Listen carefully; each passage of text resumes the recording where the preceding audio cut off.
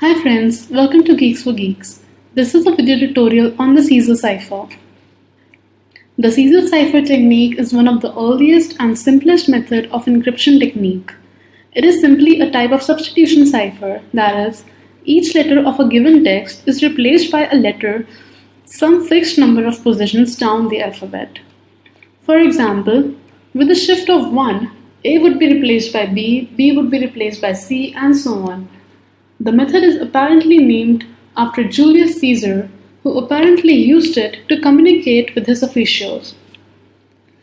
Thus, to cipher a given text, we need an integer value known as shift, which indicates the number of positions each letter of the text has been moved down. The encryption can be represented using modular arithmetic by first transforming the letters into numbers according to the scheme A equal to 0, B equal to 1, Z equal to 25. Encryption of a letter by a shift n can be described mathematically as encryption phase with shift n enx is equal to x plus n mod 26. Decryption phase with shift n dn of x is equal to x minus n mod of 26. In this shift, A is mapped to D, B to E, and so on. Now let's look at the algorithm for Cipher. We are given a string of lowercase letters called text and an integer between 0 to 25 denoting the required shift, and we will output the cipher.